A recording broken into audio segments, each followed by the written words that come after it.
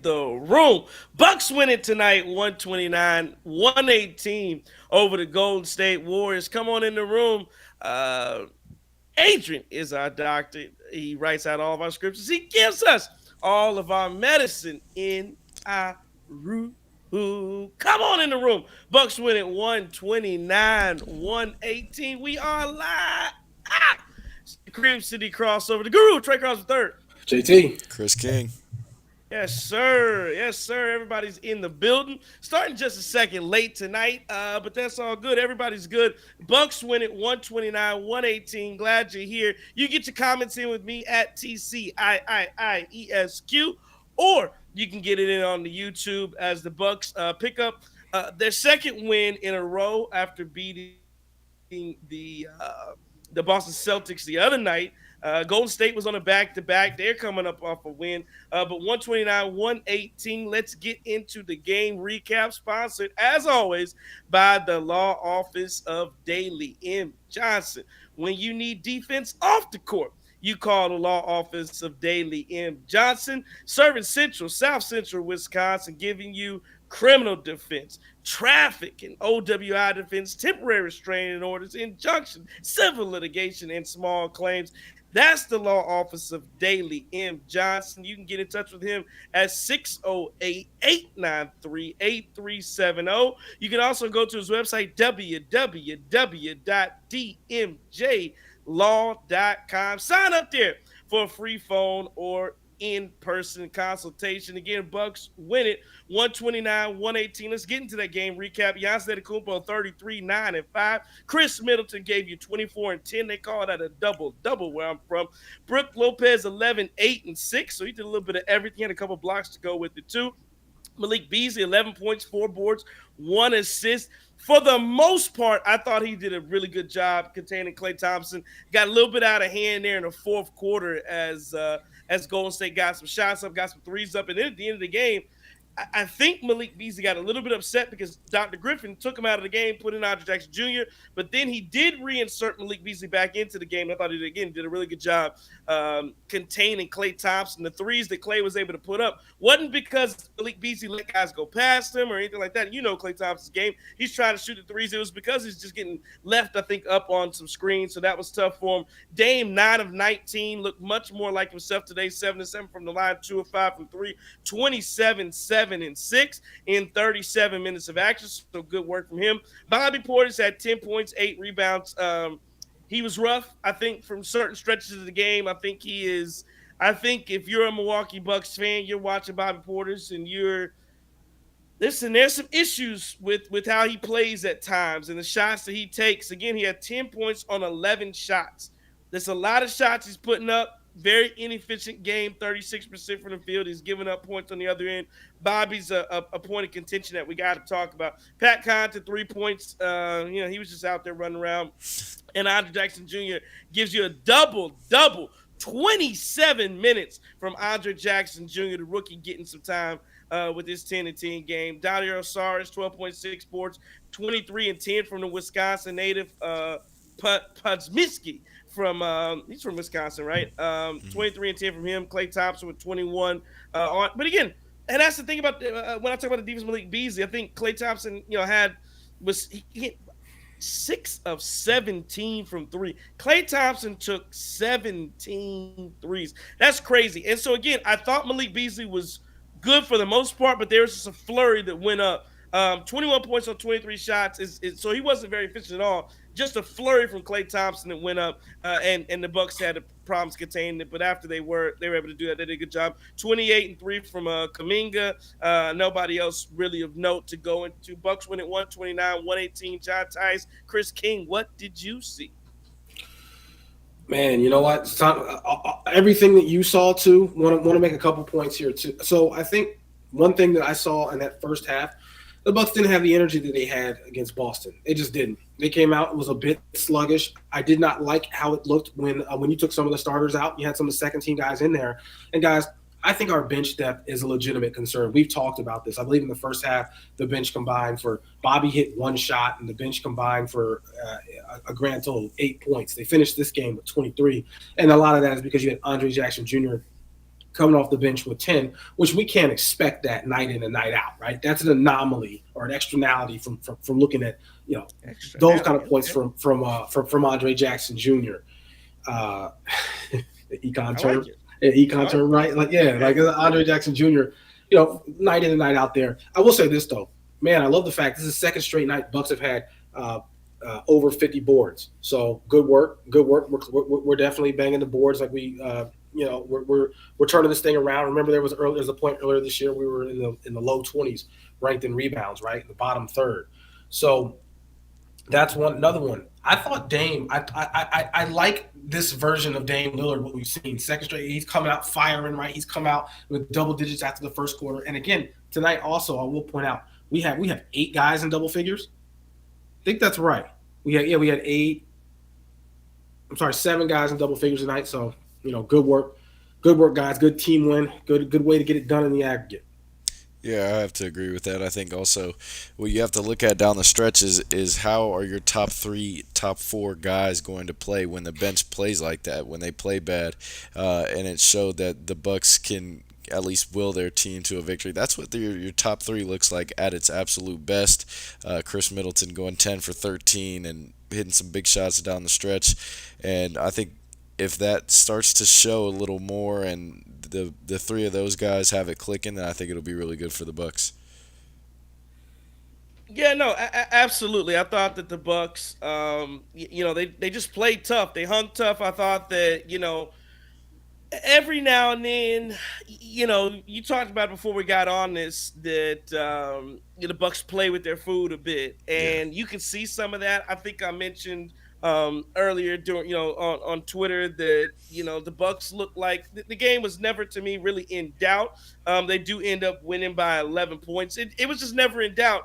But there were moments, again, you talk about that first half. I thought Bobby Portis just had a really rough stretch starting the game out. And just, I think he was part of the issues because, like you said, John Tyus, Damian Lillard started off cooking, right? And he comes in the game and he's playing, max level, getting the shot, getting to everything. He cooled off a little bit. But again, sometimes it happens naturally into the flow of the game. But Khris Middleton was great, and again, you're looking for those sparks off the bench. And I know we'll talk about the bench a bit, but you could make the argument, and I said this as well. You could make the argument that basically everybody but Andre Jackson Jr. can go.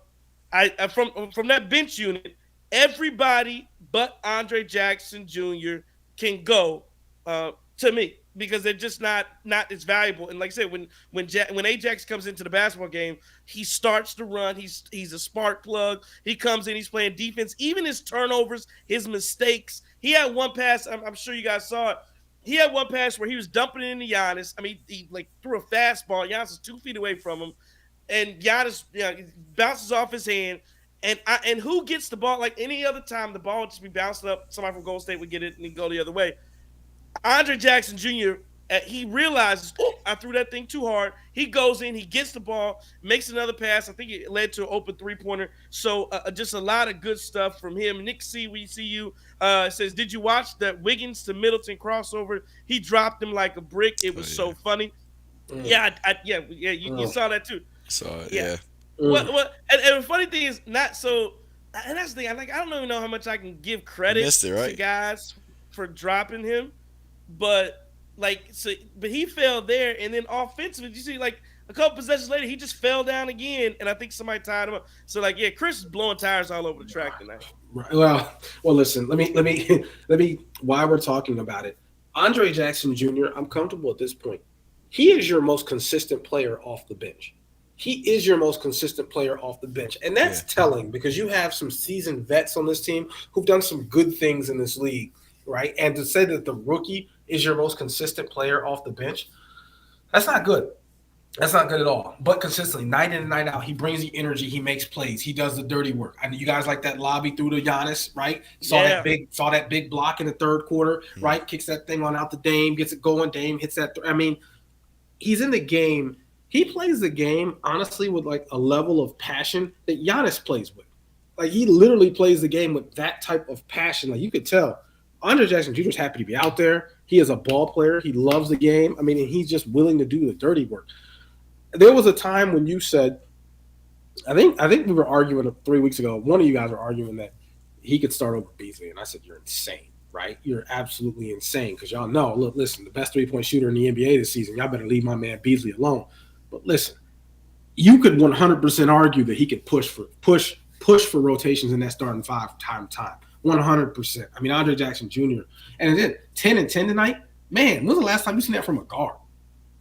Yeah. Seen a double double from a guard and rebounds and points like coming off the bench? Oh yeah, Andre Jackson Jr. Man, he getting my game ball tonight. Yeah, it's always good when you have a young player like that who wants to compete and wants to get out there, get on the floor, and stay there. And I think that's what you see with Andre Jackson Jr. His effort is literally night in, night out. It's great. So love seeing it, and hopefully it keeps it up. Yeah, when you talk about the effort, 100%, it's there. He's giving it. And again, that's what you want to see. That's what you like to see. Nick C also says, why didn't Campaign play tonight? So I know Campaign had a concussion. Now there were some people who thought, and again, isn't you think about that? Isn't that a little bit interesting as well?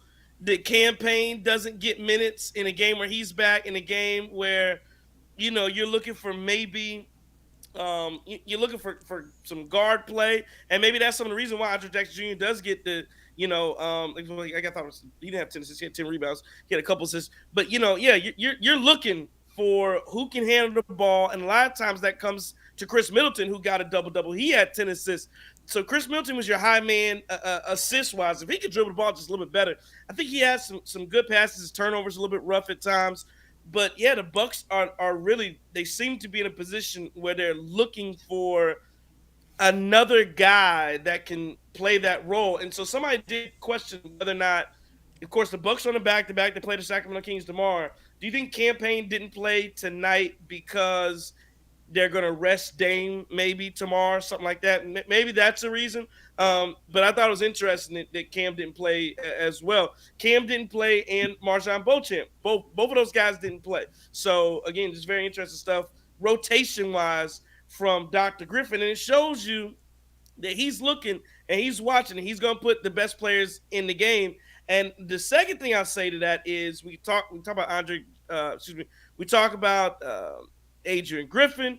We talk about Mike Budenholzer. Under Mike Budenholzer, do you think that the young boys will be playing? You think Andre Jackson Jr. would be buried in Oshkosh right now if Mike Budenholzer was the head coach because he never played the young guys. So, again, I think you're going to see Pat's minutes decrease. And I think also Dr. Griffin said that in his pregame press conference that Jay Crowder should be coming back in the next few games as well. I think two guys are going to suffer. I think Bobby Portis' minutes are going to come down. I think Pat Connaughton's minutes will come down in favor of Andre Jackson Jr. and in favor of Jay Crowder when he gets back. Yeah, that's interesting because Crowder coming back. I mean, I don't think you're going to insert him into the starting line. I know we talked about him potentially to get in that spot in the starting lineup, but it's kind of hard to make that determination at this point because you don't know what he's going to look like coming back. You don't know what the ramp up's going to look like. So it's tough to tell. I know Crowder was playing some really good ball earlier this year. That's going to be a huge weapon. Even Jay Crowder coming off the bench, that's going to be beautiful, man. If he gets back and he returns to form. Yeah, I think Pat's minutes. You're right. I think those minutes are done. We've already seen Marjan's minutes. I mean, at this point, Marjan's minutes have gone up in smoke, right? He didn't play to the fourth quarter last night in a blowout. He didn't even touch the court to the fourth quarter, and then now he didn't play at all tonight. So it's fair to say, honestly, I would take a bet that Marjan and Pat are not a part of the future of this team, and by future I mean February 9th. Yeah, I definitely will see. We'll see a decrease in at least Pat's minutes. I don't know if Bobby can find some consistency in his game at all. Then I think you kind of don't want to mess up anything good. So when you bring Jay Crowder back in, you're obviously going to have to bring him back and maybe minutes restriction and ramp him up as well because he's missed so much time. So that'll be an interesting thing to keep an eye on. I mean, they can fight. They can both fight for more minutes or Bobby to stay and Jay Crowder to get his minutes. So we'll see. I think that's up in arms, but I think yeah, Andre Jackson will get some for Pat. 608 UW says, why is Trey's connection always terrible? Um, He got the Colin McDonald's Rick. Wi-Fi. That's what it is. He's at Yeah, you got McDonald's. you So he steal the started Wi-Fi, late. bro. You Yeah, want is that what's happening? I don't. Yeah, maybe my neighbor. I gotta get my neighbors to get some better Wi-Fi. Um, Malcolm Mack says Dame needs to touch the ball every possession. Kyle and Racine says put some respect on Ajax. Maybe we should expect 10 from him off the bench. Someone has to do it. And then Robert Henry says big three: Giannis, Dame, and Chris brought it. Big ups to Jackson Jr. coming off the bench. Need another strong showing versus upstart Kings tomorrow. Go Bucks. And then Kyle says they definitely were not invested in the first half. I actually disagree with that. I thought the first half. I thought the first half they were good because again the Bucks started off I think with a 12-point lead, and they played pretty well. And again the guy who stopped everything was Bobby Portis. Bobby Portis got into the basketball game, and again the ball stops with him. It stops when he gets the ball. He's fine when he's shooting open three. He's fine when he's making good decisions. But so many times he gets the ball on the block, and I mean the ball just stops. It's almost like he feels like he gets in the game, and I got to shoot. I got to make some type of play. Yeah. I got to do something with the ball, and I don't know why he feels the need to do that at all times. Again, he'd be so much better. Give him the ball, back guys down, figure out what you're doing here. And if you need to pass it out, pass it out. That's okay. Well, But that's just part of too the many times the problem, ball right? ends with shots from him. Like that's part of the problem. They're giving it to him on and he's playing ISO ball. So like it's literally Yeah. just that the fact that he needs to kick it back out. Like they get it to him on the elbow and he's just a black hole. It doesn't pass the ball, gets a random shot up and misses, and then he tries to keep forcing it. But when he lets the game come to him and he's cutting and he's moving and transition and passing the ball back out and then resetting, like he can be good. He just has to do that.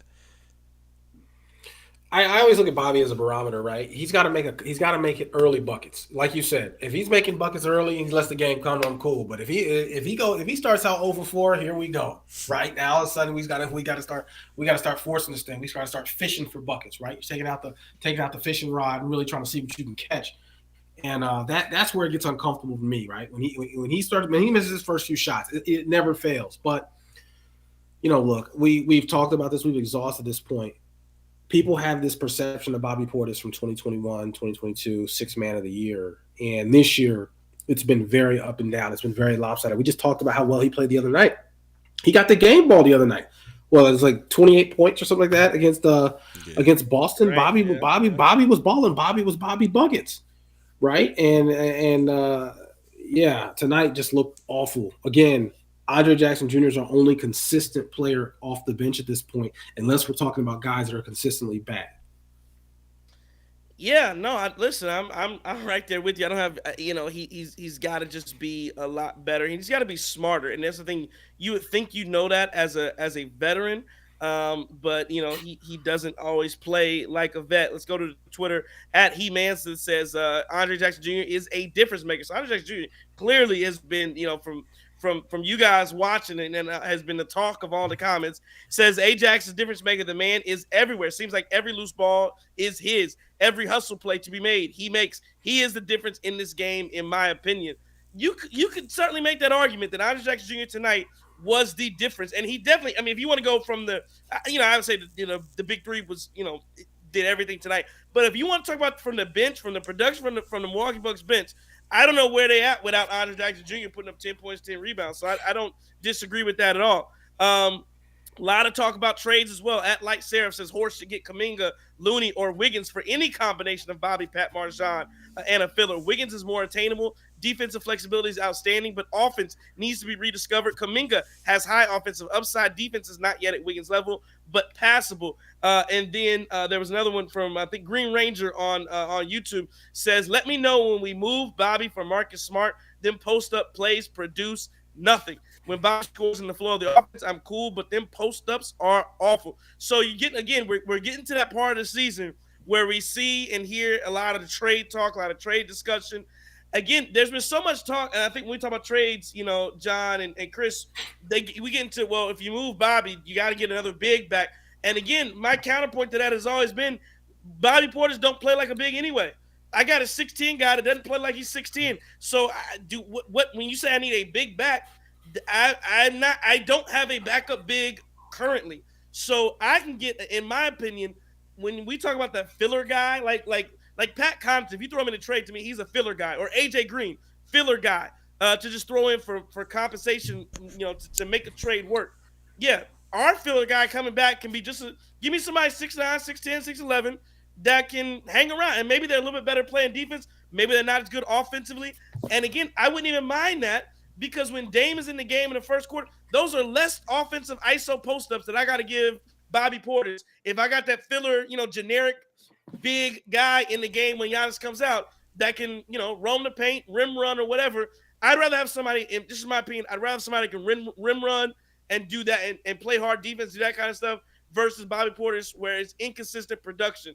If he's scoring all the time, great. But again, too many times he's just inconsistent for me. And like I said, you seen Shark Tank, Bobby Portis, yeah, I'm out.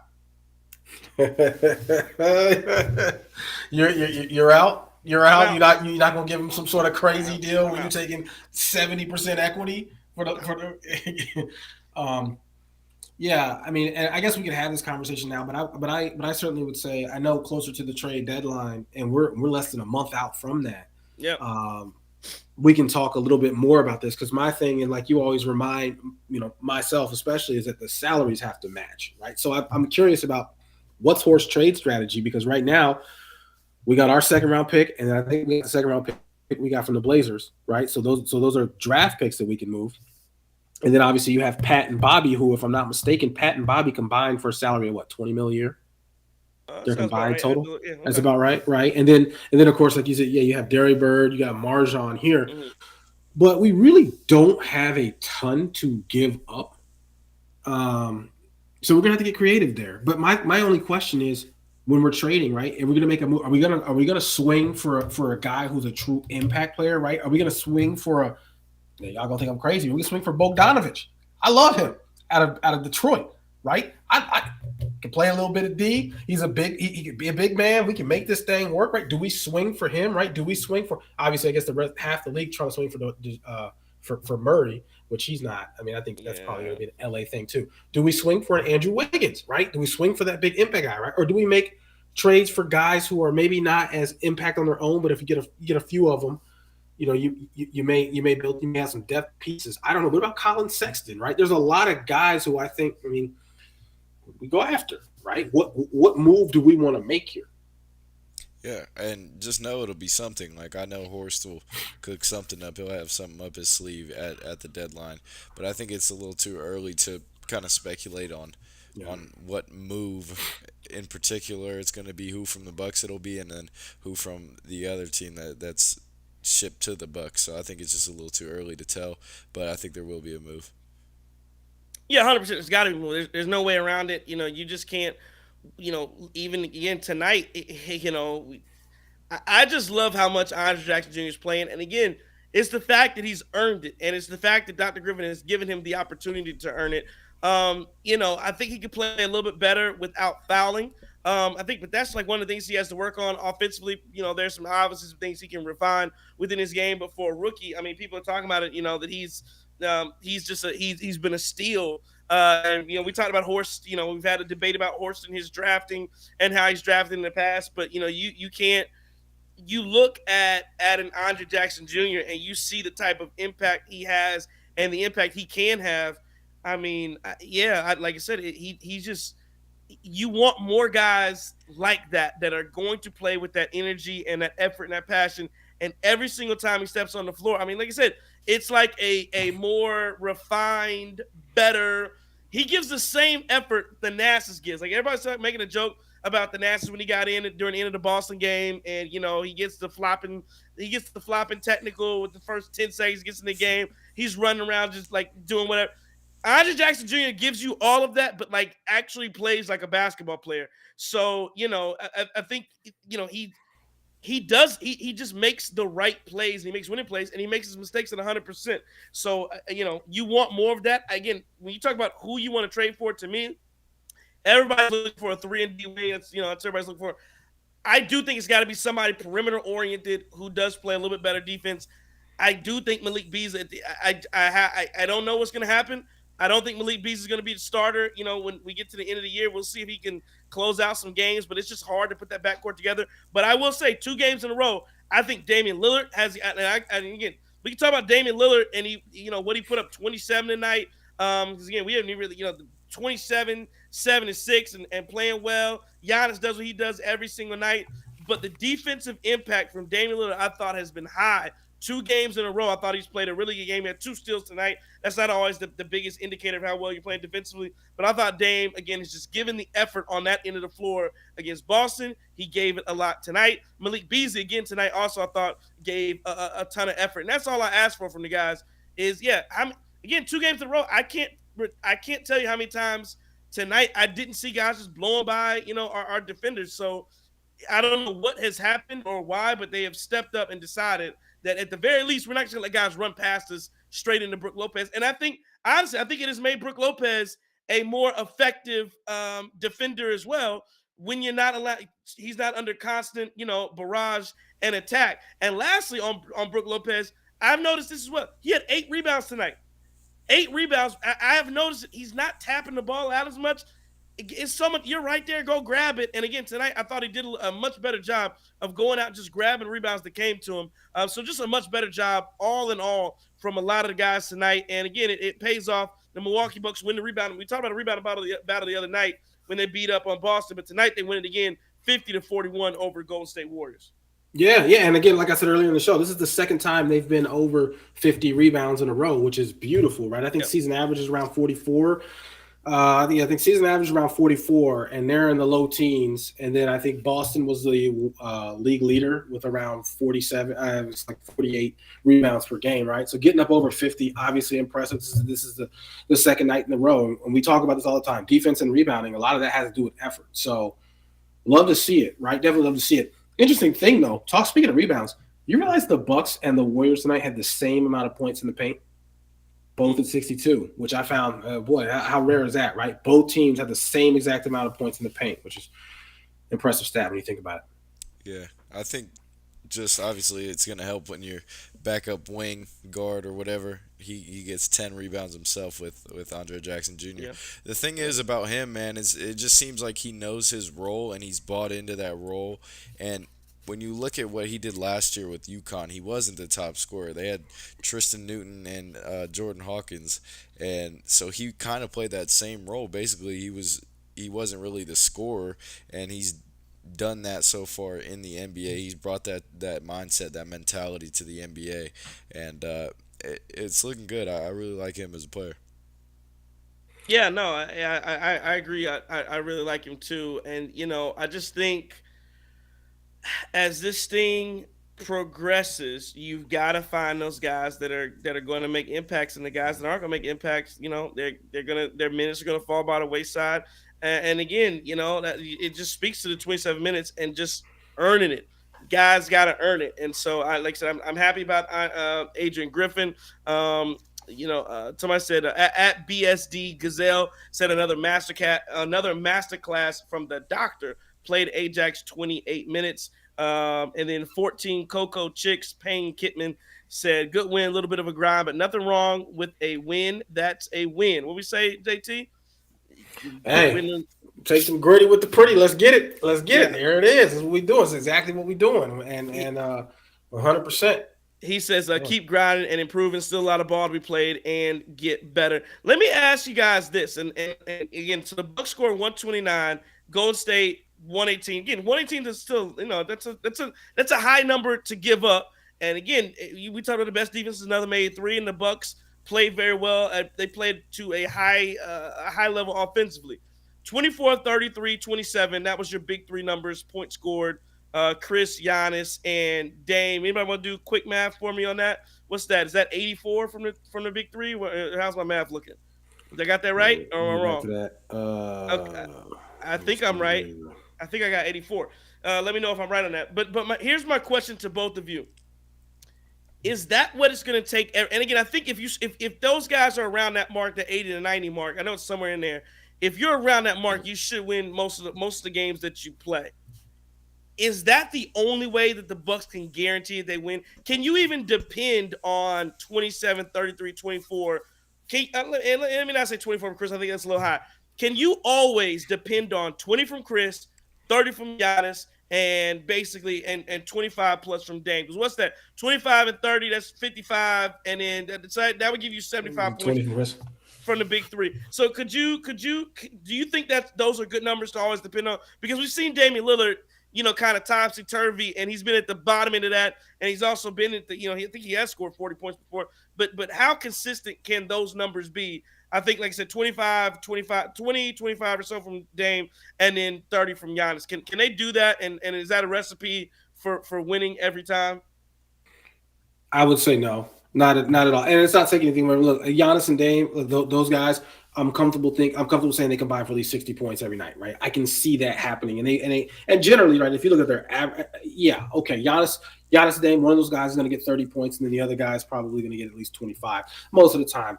Chris, I don't know, right? Sometimes he looks great, sometimes he doesn't. He's kind of up and down, but here's the issue that I have.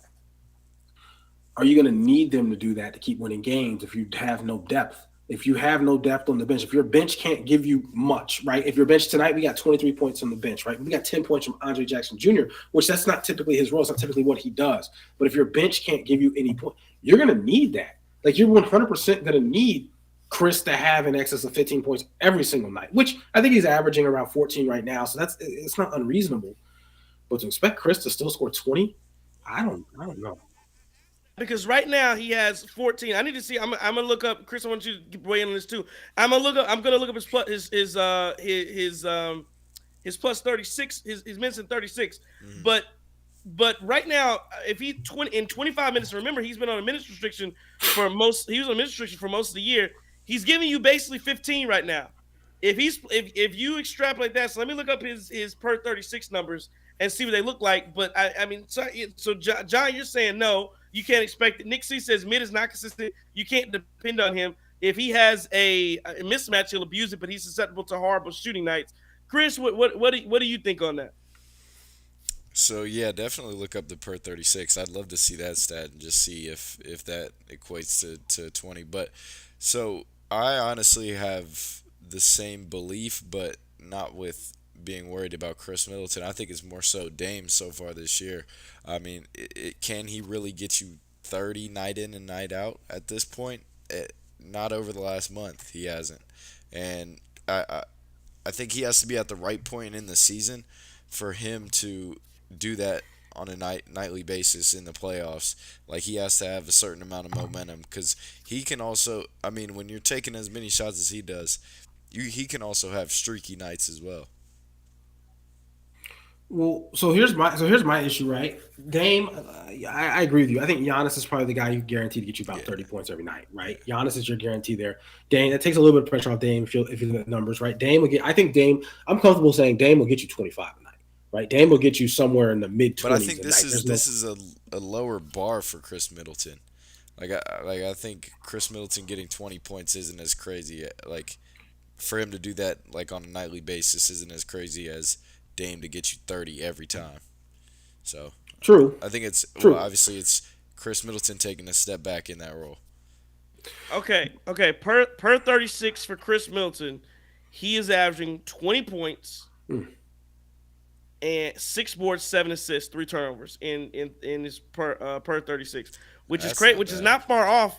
Which Yeah. it's not at all. Which is not far off from last year and the year before. And yeah, he hovers in the title year. He played 66 games. He was 20. He had 20. He was a 22. Um, 22 5 and 6. Excuse me, 22 6. He's 22 6 and 6.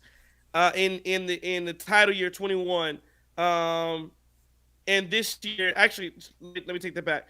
In the title year, he was 22 6. Yeah, he's about 22 6 and 6.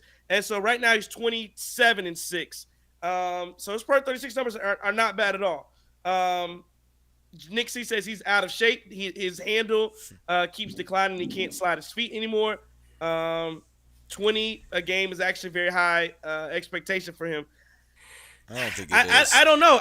Yeah. Go ahead, Chris. If he, I don't I know. mean, the thing is he's been doing this throughout his whole career. 20 points is he shoots enough shots for him to get a good 20 a game anyway, and I have trust that he can knock those shots down and be efficient with it as well. Like tonight, he shot 13 times and made 10 of them. Like he 20's not that big when you see him drop 40 in the finals. But When he is had the he that volume. guy? That's the But question. Is he that guy that can drop? They can drop 40. Is he that guy? He's not that guy, but I also don't think that's not what we need out of him. We need 20. Like here's my thing though. I don't know. I don't even know if we need 20 out of him, right? If he gives you 15, and then you get Beasley giving you at least 10 to 15, right? yeah, That lowers the burden on Khris. If Khris gives you 15, Beasley gives you somewhere between 10 to 15. Bobby gives you what Bobby's supposed to, what Bobby's been, Bobby ain't gonna be here, and dog. now that's the well, and that's what I'm saying. That's the problem though, right? The problem is that you can split some of Chris's load with Beasley because Beasley's gonna give you a few threes, right? Okay, all right, y'all gonna pause me? Go ahead, go ahead, and pause. Yeah, but you get what I'm saying? Like you can, Just listen. y'all get what I'm saying, right? Like you can, yeah, they can share in the work, right? Like Better. they can share the workload and to okay. be able and between Khris and Beasley, if you're looking at guys who are just gonna get shots up, get buckets for the squad, and then Crowder too. I mean, I just think we have to look at this in. I say it all. I'm a broken record in the aggregate. We have to look at more than just the big three. I think at this point because I don't think Khris is man, he lived a little bit on reputation. I know you just read the first 36 numbers, but I think all of us that watch are like, yeah, I don't know if you can expect Khris to put up 20 a night. And you know what's crazy? I thought and have you noticed this too that now again so against Boston, Khris was the primary defender on Jason Tatum. So and that is what's getting scary to me is that there is this what we're seeing again. Jay Crowder's going to come back too, but is this what we're seeing where Dr. Griffin's going to say, okay, well, our best wing defender clearly is not Malik Beasley, and now we're going to throw Khris Middleton on those guys. And I will say again, he's held up the last two games. He's held up very well defensively. I just question whether or not how long that's going to last. Maybe that is him getting his legs back because again, I've been impressed with Khris Middleton on the defensive side of the ball. But clearly, they're going to need some help to figure this thing out. And again, whether that's Jay Crowder and some other pieces, it's going to, it just remains to be seen what they're going to be able to do. But again, I tend to believe that Khris can put those types of numbers up. It's a top heavy basketball team, and I think John, you said something to that effect where you were asking, do you need that? And I go, yeah, like you're gonna need. I mean, think about it. The Bucks put up 129 tonight. And again, that made it an 11-point game. Bucks win. Anything less than that, and again, that's a close basketball game. Like if you only got 122, like that's 122, 118. That game's in the balance. So like this game, the Bucks scored just enough points to where this thing was semi comfortable tonight as they finished this thing out. Anything less than what they had, that's not a comfortable basketball game. So I mean, again, until this defense picks up and they're good all the time, and until you, like I said, figure out those possessions where Bobby Portis is taking the ball and doing whatever the hell Bobby Portis does, yeah, you going like I said, you the Bucks are still in that mode where they got it. Where when you look at Boston, and Boston had another blowout win tonight. When you look at Boston, or you look at some of these different teams that play ball, you watch them and you go, okay, I see why they are what they are. Their record to me makes sense. How they're playing makes sense. The way they're able to beat teams and defeat teams, it makes sense. With the Bucks, and again, I know it's a national media thing, and we can look at the record, but there are still some of those question marks that linger about why they look the way they look at different times. Wholeheartedly, and that's the thing. But give Dr. Griffin look. You got to win these games. It's ugly. It ain't pretty. It looks a mess. It doesn't. And I get the questions and everything else here, but you're still winning despite this, right? So I want to make sure that we approach this one the right way. We are winning, guys. We're not 12-27. We're not stinging this thing up, right? It's just it's it needs work, and you do have questions about sustainability. Here's my thing: if this bench doesn't get better, you know how Steph Curry got rest tonight and this and that. I mean, Right.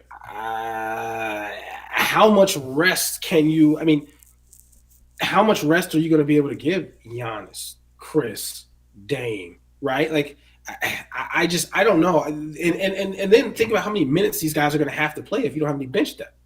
I do think right now this pace is a bit troubling. One of our listeners said it a while ago. He talked about how he's worried that these guys are playing too many minutes, and but it looks like at this but point they they're have to. not. But that's the thing, when you look at the minutes, I actually take the other side of this on the minutes debate. To me, every year in the playoffs, Giannis looks winded and tired, and I used to say it all the time during Bud's years. Even when the Bucks were like they'd be up by 25 all game, and Bud would rest the stars for the whole fourth quarter, and I go, dog, I don't care that we're up 25. Giannis has got to get over 30 minutes. I mean, you can't play every night and only play 27 minutes, and then the playoffs come and I need you to go 40. That can't, like, it don't work. You can't stop and start it like that. So again, Giannis has a slight uptick in minutes this year. I think he's up to around 35, 36 minutes.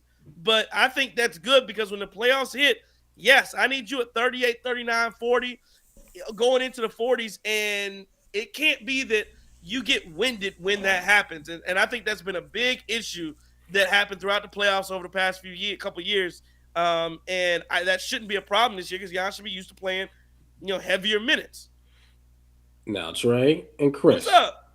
what's the problem with Giannis playing? And we've been there. We don't have a problem with Giannis playing these minutes as much during the season, except what's the problem? Giannis playing these kind of minutes in the damn summer. That's the problem we have. Yeah, That's the problem we yeah. have, right? Because that's wear and tear. That's tread on them tires too. That's the issue with Giannis, right? The problem with Giannis is, man, listen, you can't play, obviously not going to play 82 games, right? You're not going to play 65, 66 games, 35 minutes plus, then go play a whole summer playing 30 to 40 minutes too, right? And doing all that too. And then at some point not expect your body to break down. Tell that Greek national team to pay him. Man, listen, right? Because I mean, yeah, you're right. Because right now we care about how Giannis looks in these 82 games. We really care about how Giannis looks in that 20 in what that 28 games after them 82, right? We care about the playoff series. Having said that, not to go on a tangent, I do think you do have to get some help here because you're saying they're not playing too many minutes, but Trey, they don't really have a choice at this point with that bench depth. They True. don't really have a choice, and that is the problem. True. Very true.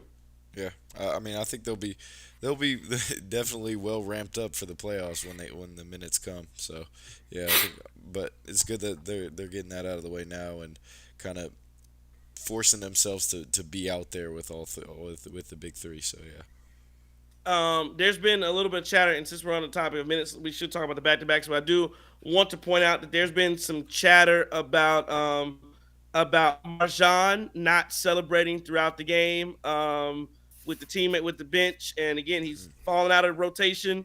I heard about some of it. I actually saw Malik Beasley when he got pulled. I thought I saw there was, I think, the lob from Ajax. One of those lobs I think happened when they pulled Beasley out, and he didn't get up. I tried not to read in too much to like people admit. Now your boy John Tyus Paul was talking about how he had some homies that his friends were sitting behind the bench, and this team has given up on Adrian Griffin because he had his sources behind the bench who were his friends that bought some tickets somehow saw that the bench. So I'm like, hey, were they behind the bench the last two games? They didn't won two in a row now. How do Dr. Griffin's the only guy, the only coach in the NBA who loses his team. Apparently he lost him in Vegas. Right. He lost him at the start of the year. He's the only person that loses team and regains them every other week. I don't understand it. Because he won 27 games on accident. That's the thing, right? The 27 games out of 39 games, he's won 27. These are accidents. This was not intentional. I mean, I can't with Paul. But I asked you, get off that, but I asked you, there were, again, people are taking photos of it and looking at it. What do you make of, again, Marjan falling out of rotation and this chatter now of, because again, you see Thanasis, and that's why I go back to, all that talk about Thanasis and how he's not a real NBA player and all this stuff. And then I remember, John, do you remember Jeff Teague, who obviously was on the Bucks team in 2021, the championship team. And Jeff Teague was on, has a podcast. It's a very funny podcast. If you haven't seen it, check it out. But he talked about how, we was on the bench. We didn't think we was going to win that Brooklyn series. And it's like, that's why. Like that's why Thanasis is on a roster, and some of these guys who are better than him technically are not, because I don't want that kind of foolishness on my bench where I got guys that yeah, we gonna lose. They in there. I used to be I played basketball back in high school, and again I was a bench guy on the basketball team, and so man, we be back there. I'm not joking, man. I used to be back there with a dude named Juice, and now Juice thought he should play, and so me and Juice back, and it's so funny. Juice made a bet on the we down 2, 3 seconds left. Juice back on the bench talking about, hey, I got $10, we lose. I got $10, we lose. And then my homie Thomas Clark hit a 3 ball at the end of the buzzer. We laughing at him. Like, you don't want like those guys that that are like, again, I'm not calling Marjan a cancer at all, but I'm really talking about Jeff T. You don't want that type of stuff to creep into your locker room. So I'll take the Nass, because again, the Nass ain't gonna play, and if Marjan Beauchamp's getting DNP CDs, he ain't playing. A Jeff Teague ain't hardly playing. The guys that ain't playing, I'd rather them be up cheering for my guys versus naysayers sitting down, upset with the sad face. I guess I just want to get your thoughts on that. But yeah, the naysayers. Give me your thoughts on that. I mean, yeah, that's important, right? That locker room's important too. Having that, I think chemistry, I think all that is important. I think the biggest thing is, look, guys, this is not. There's not always going to be, happy, warm and fuzzy moments. There's tension. I hope our listeners know. Look, you do realize like there are players on every team that don't get along. Guys fight way more than y'all think. They fight way more than you think. I'm talking throwing fists and everything, and the team has to break that. That happens frequently on every professional team. Guys fight, right? I don't need these guys to be best friends. I certainly don't. I'll say this. I think if you do have someone who is a locker room issue or has an attitude or has a problem, right, and the performance on the court does not justify keeping him around, I'm always a fan of get him out. Get him out. Listen, I'm gonna get you out of here, right? Because what I'm not gonna let you do is rot this thing from the inside out. Having said that, this team is 27-12, and I see them cheering for each other. I don't know what Paul's talking about. Maybe Paul caught a moment here, but whatever issues are there, they clearly haven't had much of an impact on the squad, right? So I don't know. That having said that, though, if Marjan is miserable and he is starting to pout, right? If he's not gonna put his big boy pants on, then hey, get him out of here. Get him out of here. What can we get for him? A 2? Yeah. Fine. Give us a 2 we can trade. Give us another 2 we can trade. Maybe somebody give him a couple of 2s for you. No, 100%. I agree. I think if he was like playing better, he wouldn't have anything to worry about. He had his opportunity. He played a lot of minutes throughout this first half of the season. So I think he had his chance, and he all that hype in the offseason, dropping 80 points in the crossover and doing pretty well in summer league, got to his head. He flew out the grease, right? And to be honest, like, it's just the harsh reality of it. He's not that good. Like, you could play as well as you want in the summer league in the crossover, but you get out there on the floor, and if the product does not translate, then it doesn't translate. They're two different games, 3 different games. Not the NBA regular season is not the crossover at all, and neither is it the summer league. So let me correct you. He's not good at. Let me correct you. He's not good at all. Right? He's not good. He's not good at all. Listen, I get it. Every once in a while, he'll throw up X amount of points. Didn't Thanasis have like 27 or 20 points last year? Yeah, like the last game or something? Disrespect right. Marjan. I'm not disrespecting. I wouldn't even. I'm saying. No, I'm saying I'm not disrespecting Thanasis with that comparison. I'm just gonna say. Look, Marjan has disrespectful. Marjan has all the tools. He's got length. I wasn't even gonna do it to you. Go ahead. Yeah, all right. Well, I saw your face when I said it. I didn't. Right? I was gonna let that one slide. Right? He's got leg, he got girth. What he got? What we got? We off the rails at this point. Go ahead, man. Go ahead, Chris. Go ahead. Trey. I was just waiting on you. I don't even know if. Let me get now we shacked him. Here we go. I say, oh y'all. No, yeah, I don't even know if. I don't think Marjan fits this team, and wow, I don't think he fits any team. He doesn't fit the team. No. No, he okay, but Chris, he fits the team. It's just he's not playing up to because no, to your point, he does have the size, right, to play in the NBA. He Right, does no, yeah, but but at some point he's he's just gonna be a prototypical pro. size. You He have has to a let that decent project fold at that point. he has Like, a decent just jump shot. yeah, go let somebody else work on that project. We don't want to do it Okay, anymore. We're What's it tired. We want worth to if go you're only gonna outside. see it every 10 games? If he no, plays I every 10 agree with games, you. you're only gonna see these gifts that he has as a I agree. basketball player, right? These things that qualify him to be in the league. What's it worth? If I'm only gonna see it every 10, you're too young to be that. If you were like the 14th man on the roster, and it was like, all right, he gonna get somebody some work every, X amount of games he comes in fine, but you're a young guy. Like, we need you. It's not like you Robin Lopez were like kind of making sure you hold that chair down, right? Like, it's not like Robin Lopez might dress out for games. I'm thinking, I don't even know if he got the uniform on He don't even put his halftime of he, he don't warm-ups, even say right? he don't even put his insoles in his shoes, man. He Right, he know he got ain't the getting team. there. Right. He might as well be in slides on the bench. That's what I'm saying. Like, right. But Marjan, we just expected so much more from you because we invested so much more from you. And at this point, he gonna go to Dante route. Right. The thing is, Dante Dante's playing, and that's the thing. That's right, like Gary Young. Dante's playing very well right now in New York. man. Right. Dante could ball, right? But it wasn't here. I mean, and Dante had his moments here, but he was injured, and there was some Right. inconsistencies there. And then Dante would, he'd do his tour date thing at an inopportune time. Yeah.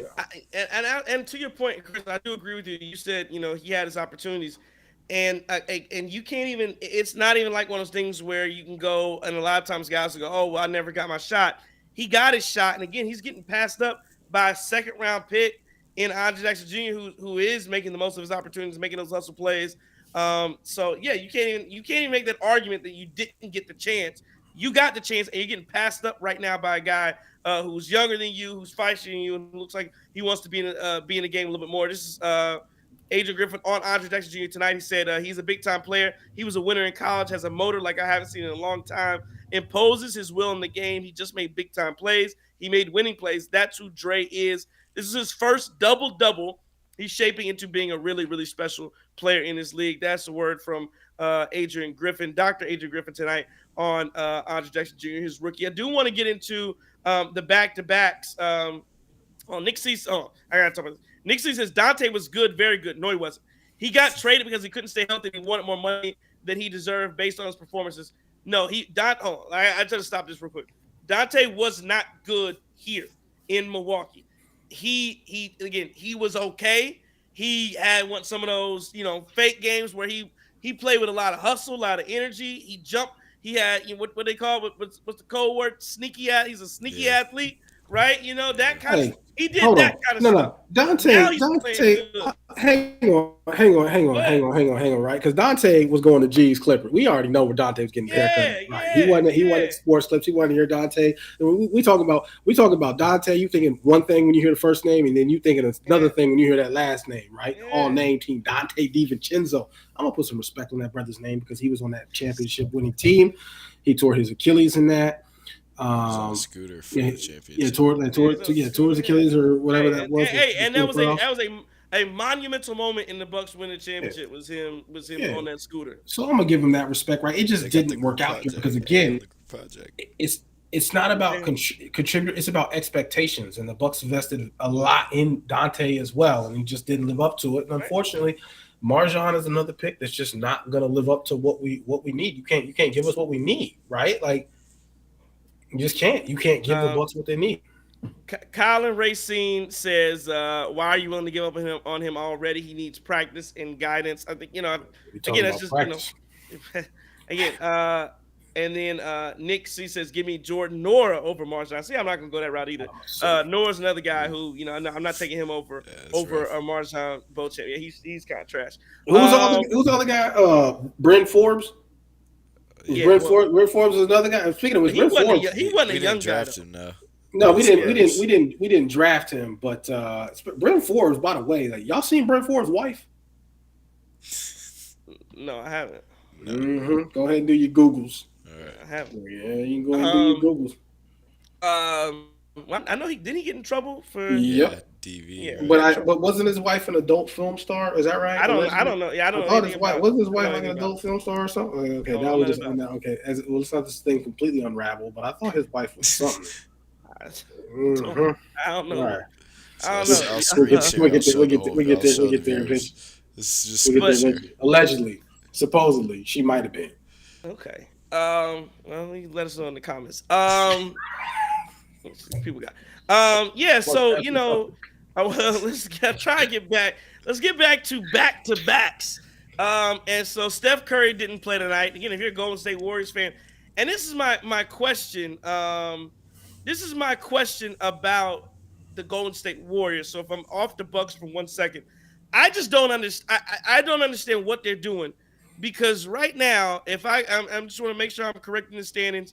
Golden State sits 12th in the Western Conference. They're 18 and 21. So they're 3 games back from they're 3 games under 500, 9.5 games out of first. They're a game and a half out of the play in. They're 3-7 in their last 10. I don't understand for the life of me why you're resting Steph Curry tonight. I don't understand for the life of me why Draymond Green is still sitting down and not playing when you're trying to like what is the goal here? Like what are they actually doing? Are you not trying to win games? And so I guess I'm just confused as to the strategy from the Golden State Warriors. And again, it goes back to the back to backs where the Boston Celtics. I don't know if you saw all the media who just, I mean, oh, it was so much coping going on for the Boston Celtics. Cope with the loss. Oh, can you believe all of this will happen if you play back to backs? Again, Golden State played a back to back just now, and we're far more competitive than without Steph Curry, far more competitive than Boston was the other night. So don't give me that back to back stuff. But again, even on Golden State, I just don't understand I don't understand what you're doing. You're 3 games under 500, and You're resting your guys, and then you also still got Draymond Green on a ramp up. You need all the help you can get. I don't. I guess I'm confused as to what's going on in Golden State. Anybody got any answers? And then just generally back to backs, I'm trying to figure out why what to make of all of these back to backs and how much they impact the game actually. And again, I guess my take on it is this ain't the first. The schedule makers have tried to stop all the back to backs. Moving forward for these guys, and they've made the schedule. They've bent over backwards for these NBA guys, and they still cry and whine. And they don't want to play, and they can't play hard. They cry all the time about back to back. I guess I don't get all of it. I feel like the Bucks play back to backs far more often than a lot of teams.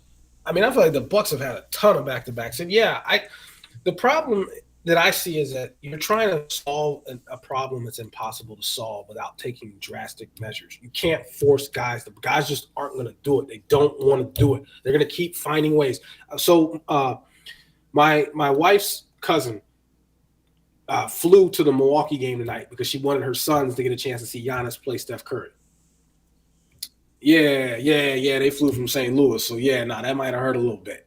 That might have hurt a little bit. I mean, it's probably a short flight, right? But they spent a lot of money, a lot of dollars and cents. Had great seats at the Fiserv Forum to see Giannis play Steph Curry, and that didn't quite work out. But I just don't think you're going to force these players to do it. They're not going to. And the Warriors are a curious case because on the court they've been pretty dysfunctional if you look at it, right? They're like 18 and 21 now, but there's been some games that look absolutely terrible. Klay Thompson, they talked about him looking like a shell of himself. Draymond Green, do we really need to say more? Chris Paul's got a broken wrist, hand? Yeah, something like that. Yeah, he's out for a while. There were issues with Kuminga starting, coming off the bench, whatever that is too. I'm not sure what's going on at Golden State at this point, right? I think it's probably a situation where if Curry goes to Curry and is like, listen, I want to rest, you just do it. Yeah, because I but think a lot of he's times been the it's the only. organization who's doing this. Not a lot of times. A lot of times it's not the players. It's the orgs that are pushing this rest thing. But go ahead. Honestly, but I think what Steph's been able to do this season is he's probably the only thing normal, like when it comes to he's playing like himself. He's doing his thing to will this team to victories and trying to get this team to gel, and they're just not very good together. And you got some guys basically washing up in terms of Draymond getting suspended and talking about retiring, and Klay Thompson talking about retiring, and all this. And they just got a lot of weird stuff going on. But I do think Steph is probably the only one that's like normal out there. It seems like him and the young guys, even Steve Kerr seems like he's disinterested. Um, yeah, yeah. Again, again, then the Draymond retired. He was. I just can't stand I this dude. can't. I His don't like him podcast. either. He get out of here, dog. He wasn't about to. You wasn't about. His that was the funny thing that kept coming on social media. Is like, well, I thought of retiring, and then No, you commissioner helped me not retire. Didn't you just sign a deal for like $90 million? What do you and you was gonna retire, and he's only like year two of that deal or something. Like, you wasn't about to retire. What are you talking about? likes attention And way too much to retire. Come on, man. and then Come here's on. the I'll thing: turn. they not asking you to do nothing crazy. Hey, don't punch nobody while you playing basketball. Anybody asks you to do nothing crazy? You have to retire because they ask the game. Hey, don't kick anybody. Hey, don't stop on Sabonis. And you know what? I'm gonna have to retire. What? Yeah. What are we talking about? I Hey, don't. I don't even believe the story, to be honest. Come on, no. man. I just. Yeah, Like if Yeah, he was no. gonna do it, he would have did it. So Yeah, man. Shit, I don't want to hear that. Nick C says all the teams play the same amount of back to backs throughout the season. Kyle says back to backs don't impact nothing. Tired of hearing these millionaires cry about having to play 2 games in a row. Remember, this is a game. that's I right. work hard. I work harder than these dudes 5, 6 days in a row, making a small percentage of what they do. I'm not trying to hear it. And then Nick comes back and says, being a millionaire doesn't mean you have to withstand and play through injuries or risking them. But that's my thing. Yeah, again, you play a game. Injuries are a part of the game. And the guys back in the day played back to backs at a much higher rate, and they didn't get to fly in first class. And when I even say first class, these guys got their own chartered flights that they're flying on. So no, again, you play in a very limited amount of back to backs in the first place. Everything's catered to you. You got catered meals. You're in the best of hotels. You're not riding on buses everywhere. You're getting chartered flights. Yeah, these back. Come on, the least you can do is show up and play when you are fully healthy. So again, if you're actually injured, sit out. If you're not, go out there and play basketball. And again, I can't wait. I can't wait. I hope that because I saw this coming with Embiid. You know, they put in the new restriction about you have to play at least 65 games to get awards. And I think Embiid has about 8 more he can miss. I'm so glad because what he tried to do early in the season, Joel Embiid tried to like strategically miss games here and there when he was healthy. And I said it right before he got in action. I said, hey, well, if he actually gets injured, that it's gonna be a problem for him getting these awards. And now he's suffering from a real injury where, hey, if you didn't try to fake all these injuries and sit out every other night to leading up to it so you can miss just enough to make the cutoff, you'd have been fine. But now you got a real injury, and now you're gonna probably miss out on awards. Nick says Embiid's done. He ain't going for awards. But again, Joel Embiid was on interviews crying about how he needs these awards because they're gonna damn near saying it was bigger than the championship getting these awards, and so he is thoroughly invested in getting awards. And again, I hope that he misses too many and that he doesn't get it tonight, or not tonight, but throughout the year. Yeah, what's that number? 65.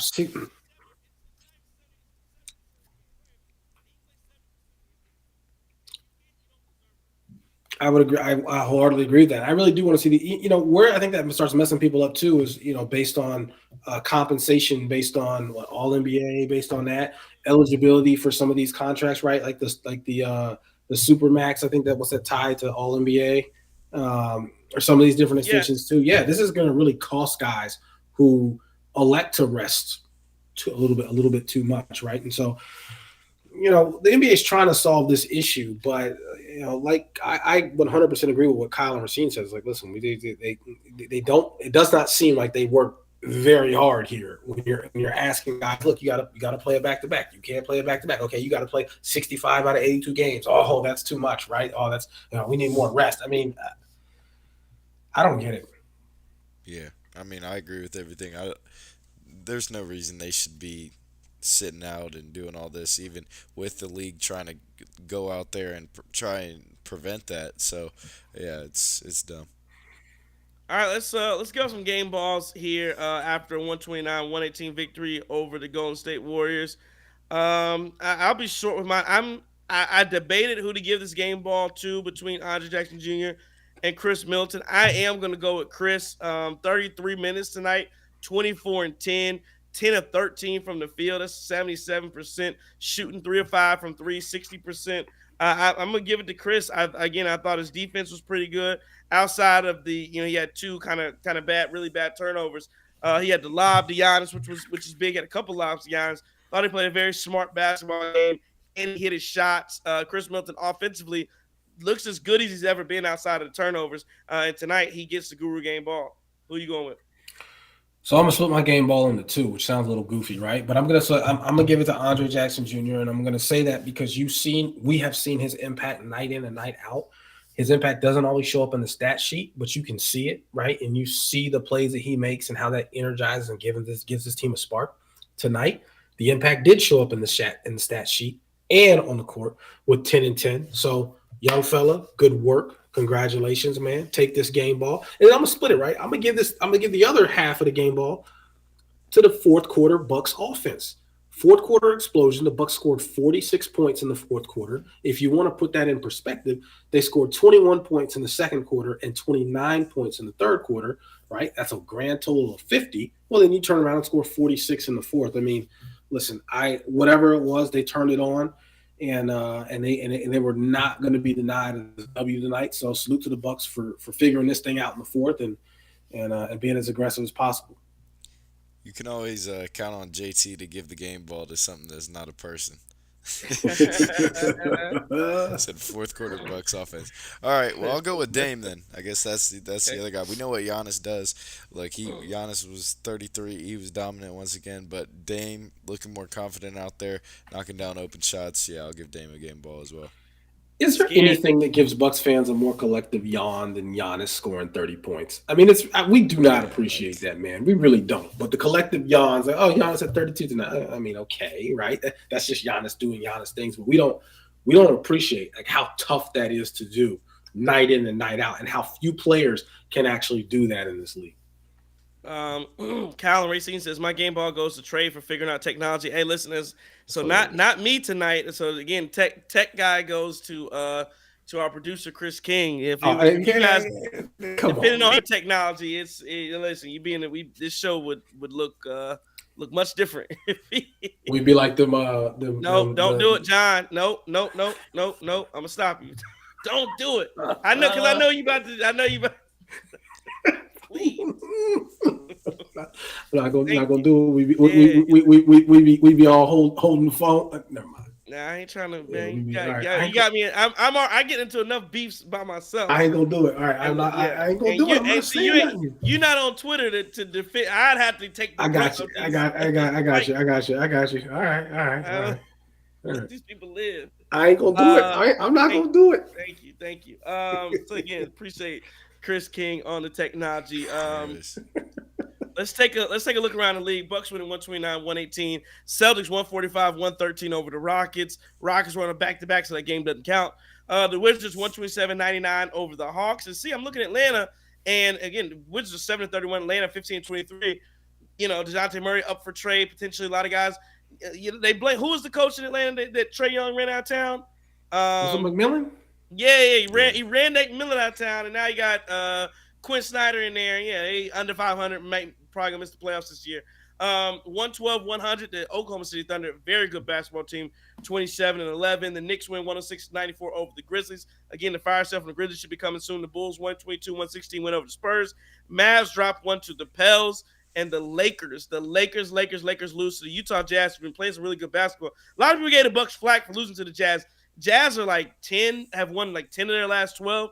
They're 20-20. Lakers, since the in-season tournament, and since they won that tournament and they posted, they put the banner down. They raised the banner for winning the in-season tournament. I believe the Lakers are 5-13, something like that. They're like 5-12, 5-13. Since winning the in-season tournament. I told you it meant nothing and no reason. And again, Lakers are showing you that in-season tournament is garbage. They are now 19-20, and they sit currently outside of the play-in tournament. They're outside of it, looking in. Let's keep going. Tonight, the CJ Stroud. C.J. Yeah. Stroud had a big game, right? As the Texans absolutely dismantled the Cleveland Browns. Joe Flacco threw back to back pick sixes, and then I'm assuming I haven't seen it. I'm assuming the Miami Dolphins lost. Yeah, 26-7. Chiefs beat the Dolphins. A lot of snow going on, I so told y'all yeah, about Tua. I told y'all about Tua. I yeah. said it. Tag. I said it. Man, this dude is not. He cannot elevate this team. If everything around you got the arguably the best play caller, you have an explosive offense, you got the fastest wideouts, you got this right. And if I need Tua to throw that ball 5 to 7 yards, hey, we good. We good. If I need Tua to throw that ball 50 yards, I mean, boy, you better be open, and that better be that deep out, right? That better be that post corner. I mean, like he just can't do it. He cannot put this team on his back. He cannot elevate this team. He's really just a guy, right? He's just a guy dressed up as an MVP candidate this year. But Tua is really not that great, and I've been saying that, and you guys are seeing it now. Look, Cam said it too. Cam said that too. There's a lot. Ryan Clark Right, Clark. Ryan Clark said a whole lot. But you know what? Quick side note, right before we jump into this, uh, Bryn Forbes' wife, Elsa Jean, is her name. And y'all don't want to do your Googles unless y'all really want to do your Googles. But what I did say is right. I'm just saying, like, about her former career. You're right. You don't have to check LinkedIn to see. You can just do Googles. You gotta trust me. Anyway, Tua, he's just a guy. Like, he's really not that good. And I mean, can we finally just admit it? Can we finally admit Tua's not even a top 10 QB in the NFL? Tua's not good. Tua might not even be 15. Well, I mean, Seriously. when Tyreek Hill himself comes out and be like anybody can be my quarterback, then like you know that some of that is just based off of what Tyreek Hill is able to produce and how good he is. So I think, yeah, I mean, Tua is definitely just a guy. Hey, and then how about Rasheed Rice tonight? He had Balling. 130 Yeah, touchdown. Hey, Went crazy. yeah, She was right. Was good. she right? Was she yeah, right? Went absolutely crazy tonight. Like, yeah. yeah, I mean, this is the Dolphins' issue. You have an impressive regular season. This is Mike McDaniel's problem. Impressive regular season, but you don't have a Yeah. quarterback. That's your But not problem. really even This is impressive regular season. Like they would play anybody relatively good and they would right. lose.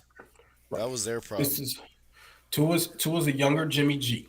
That's exactly what he is. He is a younger Jimmy G. He's not going to elevate you, right? He might not screw this thing up, and that's fine. But you can't win a championship like that. Like you just can't. People can point to some of these guys, your Trent Dilfers, these guys who years ago were able to do that, but now, nah. Like you need a guy to win. You need a guy, or yeah, outside of Nick Foles, right? I mean, the Nick Foles magical run.